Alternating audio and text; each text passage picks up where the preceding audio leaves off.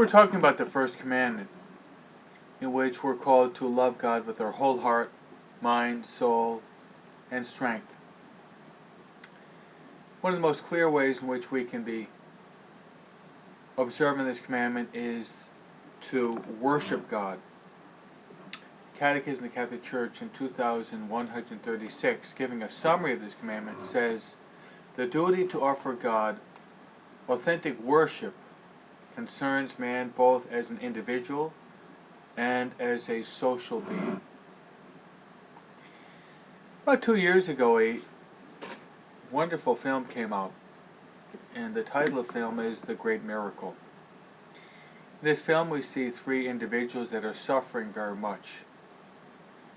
An older widow, her name is Catalina, a younger widow, her name is Monica, and a man whose name is Don Chena, who's suffering because his son has terminal cancer.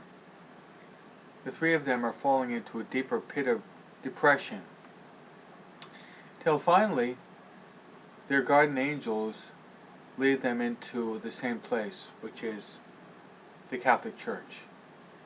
And while they're in the church, the guardian angel explains to them the importance of worship, the importance of worshiping God. And this means the proper attitude of reverence that we should have before the sacred, the importance of liturgical gesture, but especially the guardian angels explain the greatest act of worship, which is called the Great Miracle, which is the holy sacrifice of the Mass.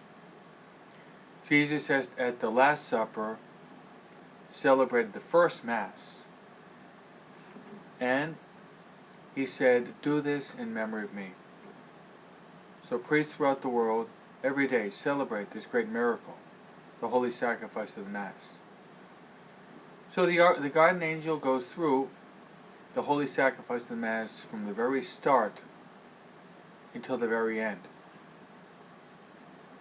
And the whole message is that we have to understand the sublimity, the greatness of the holy sacrifice of the Mass.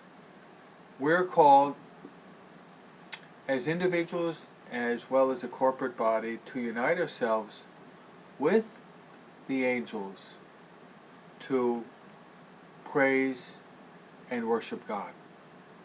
So when we're participating fully, actively, consciously in the holy sacrifice of the Mass, we're definitely putting into practice the First Commandment.